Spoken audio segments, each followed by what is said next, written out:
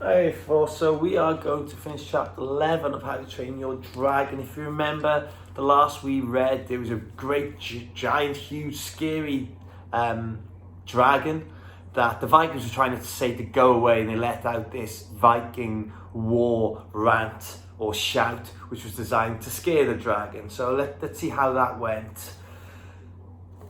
All of a sudden, there was a great big silence. The mighty dragon then turned his mighty head in their direction.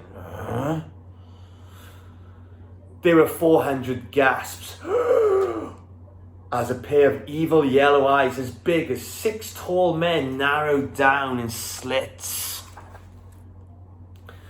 The dragon opened its mouth and let out a sound that was so loud and so terrifying that 4 or 5 passing seagulls dropped down dead with the fear on the spot.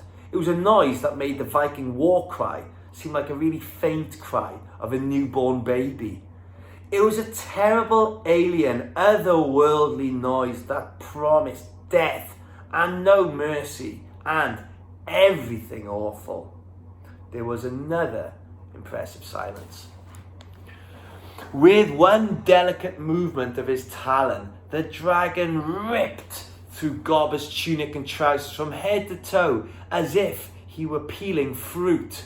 Gobber gave a most unheroic shriek of outraged modesty. Ah!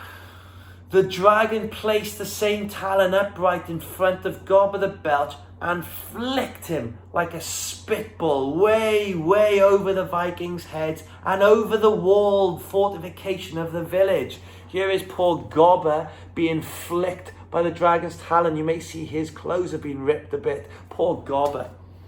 The dragon put his vast, cackled old paw to his reptilian lips and blew the Viking a kiss.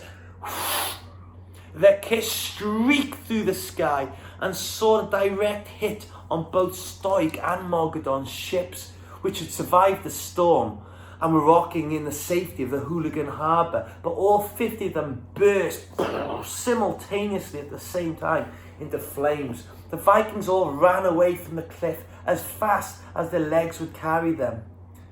Gobber the Belch, he'd had the luck to land on the roof of his own house. Remember, he'd been flipped way off into the air. He landed on the roof of his own house somehow. The deep layers of soggy grass broke his fall as he went through them, and he ended up sitting stark naked, no clothes at all, on his own chair in front of the fire.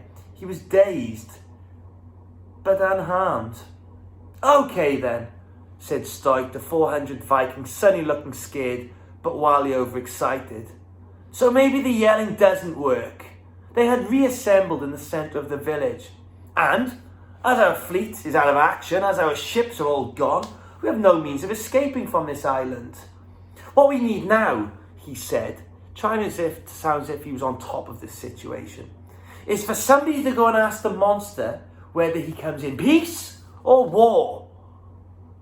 I shall go, volunteered Gobber, who had rejoined them by now. He was still determined to be the hero of the hour. He was trying to sound very noble and dignified, but it's very truly to do so, with grass in your hair, and when you're wearing your cousin Agatha's dress, which had been the only thing that he could find to put on in the house.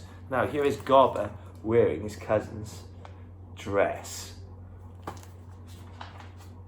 Do you speak Dragonese, Gobber? asked Stoik in surprise. Oh, well, no, Gob admitted. Nobody here speaks Dragonese. It's forbidden by order of Stoik the Vast. Oh, hear his name and tremble. Dragons are inferior creatures who we yell at. Dragons might get above themselves if we start talking to them. Dragons are tricksy. They must be kept in their place. Hiccup can speak Dragonese, said Fishlegs very quietly from the middle of the crowd. Shh, Fishlegs, whispered Hiccup, desperately digging his friend in the ribs. Well, you can, said Fishlegs stoutly. Don't you see? This is your chance to be a hero. And we're all going to die anyway, so you might as well take it.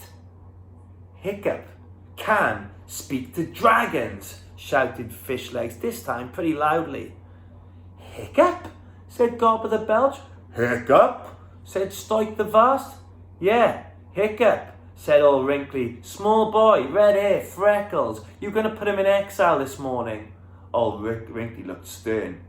In order that the blood of the tribe should not be weakened, remember, your son, Hiccup. I know who Hiccup is, thank you, old Wrinkly, said Stoik the Vast uncomfortably. Does anyone know where he is? Hiccup, come forward. It looks like you could come in useful after all, old Wrinkly murmured to himself. Here he is, yelled Fishlegs, patting Hiccup on the back. Hiccup started to wriggle through the crowd till somebody noticed him and dragged him up. And he was passed over everybody's head and placed down in front of Stoik the Vast.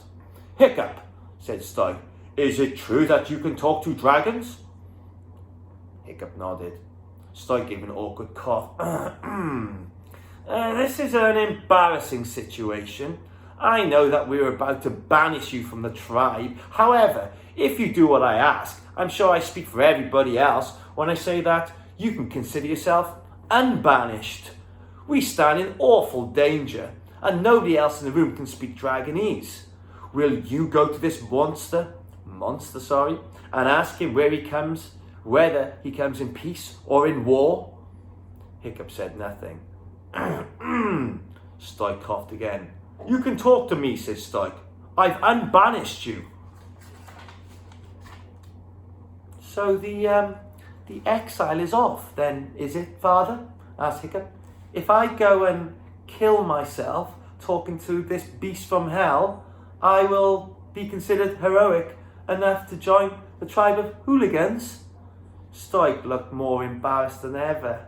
Absolutely, he said. Okay then, said Hiccup. I'll do it.